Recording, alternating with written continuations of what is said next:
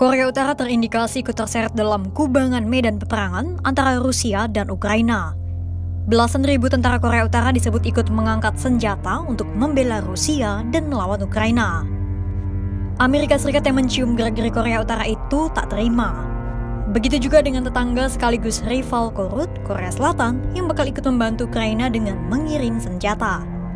Jika demikian adanya, medan perang Rusia-Ukraina secara tak langsung turut menjadi gelanggang pertarungan antara Korea Utara dengan Korea Selatan. Korea Utara dengan tentaranya untuk Rusia, sementara Korea Selatan mengerahkan senjatanya ke Ukraina. Lantas, bagaimana ceritanya?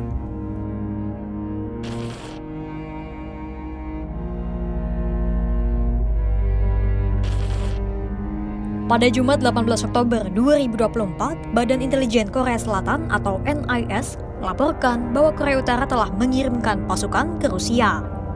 Menurut laporan itu, sebanyak 1.500 pasukan operasi khusus Korea Utara telah tiba di pelabuhan Vladivostok, Rusia sejak 8 hingga 13 Oktober 2024. Menurut Korea Selatan, jumlah akhirnya bisa mencapai 12.000 tentara yang tergabung dalam 4 brigade. Ribuan tentara Korea Utara yang telah tiba di Rusia disebut tengah berlatih di Vladivostok, Ussurisk, Khabarovsk, dan Blagovestensk. Usai berlatih di sejumlah wilayah di Rusia, mereka disebut akan langsung dikerahkan ke medan tempur. Menurut laporan NIS, tentara Kim Jong-un yang tiba di Moskwa telah diberikan seragam militer Rusia, senjata, dan dokumen identitas palsu. Laporan itu keluar tepat sehari usai Presiden Ukraina Volodymyr Zelensky mengungkapkan hasil penyelidikan intelijen Kiev pada Kamis 17 Oktober 2024. Zelensky menduga lebih dari 10.000 pasukan Korea Utara kemungkinan akan dikerahkan ke Rusia. Belasan ribu pasukan Korea Utara itu diduga akan dikerahkan Rusia ke medan perang pada 1 November 2024. Menurut intelijen Ukraina, sebanyak 2.600 tentara yang tergabung dalam kelompok pertama akan dikerahkan ke wilayah Kursk, tempat di mana Ukraina melancarkan serangan ofensifnya ke Rusia. Dalam operasi militer di Kursk, ribuan tentara Korea Utara itu akan menggunakan senjata dan amunisi Rusia. Menanggapi dugaan pengerahan pasukan Pyongyang ke Rusia, Korea Selatan segera melakukan pertemuan darurat pada Jumat 18 Oktober 2024.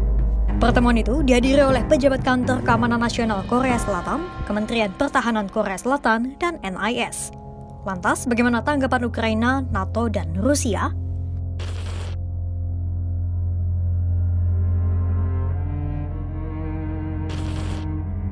Kita mulai dari Ukraina. Menanggapi indikasi pengerahan pasukan Korea Utara ke Rusia, Presiden Ukraina Volodymyr Zelensky menyimpulkan bahwa dunia internasional tak memberikan tekanan yang cukup kuat kepada Moskwa. Menurut Zelensky, bukannya mengupayakan perdamaian, negara-negara yang ia nilai tak cukup menekan Rusia itu justru membantu Putin mengobarkan perang yang lebih besar. Якщо Північна Корея може втручатися у війну в Європі, значить тиску на цей режим точно недостатньо.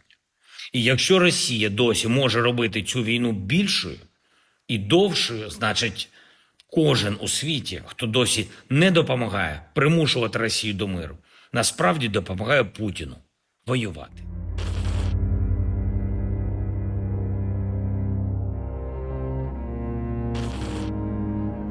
Berbeda dengan Zelensky yang menggebu-gebu, Sekjen NATO Mark Rutte memilih untuk berhati-hati dan memastikan kembali isu tersebut. Untuk itulah, Rutte memerintahkan Presiden Korea Selatan Yoon Suk-yeol untuk mengirim para ahli Seoul ke Brussels dan memberikan pengarahan kepada para anggota NATO. Dalam pertemuan itu, Yoon Suk-yeol akan memaparkan laporan NIS tentang dugaan pengiriman pasukan Korea Utara ke Rusia. Jika Korea Utara memang terbukti mengirim pasukan ke Rusia, barulah Rutte memutuskan langkah apa yang akan ia ambil. I asked the president and he said, I will absolutely do that, to send experts from the Republic of Korea to brief the North Atlantic Council. That will now happen early next week.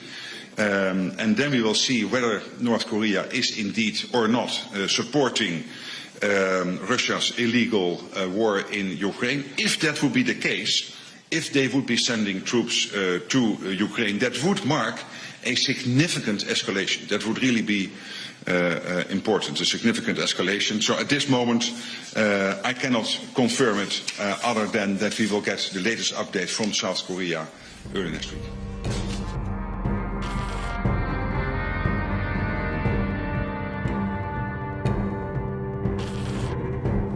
Menindaklanjuti temuan NIS atas keterlibatan tentara Korea Utara, Korea Selatan berencana untuk membalas Pyongyang dengan ikut terjun ke medan perang membantu Ukraina.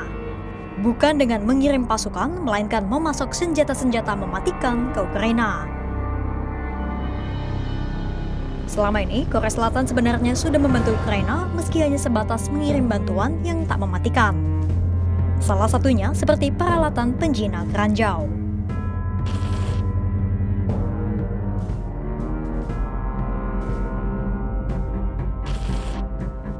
Sementara di pihak Rusia, mereka tak mau ambil pusing. Juru bicara Presiden Putin, Dmitry Peskov, menekankan bahwa sejauh ini terlalu banyak informasi kontradiktif yang disebarkan oleh Korea Selatan dan Sekutu Barat.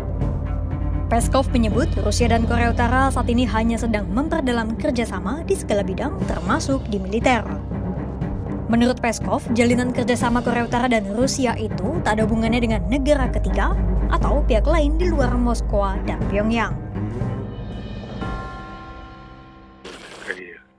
Корейская Народно-Демократическая Республика является нашим близким соседом, нашим партнером, и мы развиваем наши отношения во всех областях. И это наше суверенное право. И это ни у кого не должно вызывать каких-то обеспокоенностей, потому что это сотрудничество не направлено против третьих стран. Мы будем развивать это сотрудничество и дальше. Мы видим много противоречивой информации. Южные корейцы заявляют одно, Пентагон заявляет, что они не имеют подтверждения таким высказываниям. Поэтому много противоречивой информации, наверное, так к ней и надо относиться. Jika pasukan Korea Utara memang terbukti membantu Rusia melawan Ukraina, bisa-bisa perang semakin melebar dan melibatkan musuh bebuyutan Pyongyang, Korea Selatan. Bisa-bisa perang Korea Utara versus Korea Selatan jilid 2 bukan terjadi di semenanjung Korea, melainkan di tanah Eropa. Segala perkembangan yang terjadi dalam perang Rusia dan Ukraina saat ini merupakan bentuk sebab akibat dari berbagai kejadian sebelumnya. Harus ada yang memutus rantai peperangan itu, misalnya dengan upaya diplomasi. Lantas, sampai sejauh mana kemungkinan perluasan perang Rusia dan Ukraina melebar? Simak terus perkembangannya hanya di kanal YouTube Kompas.com.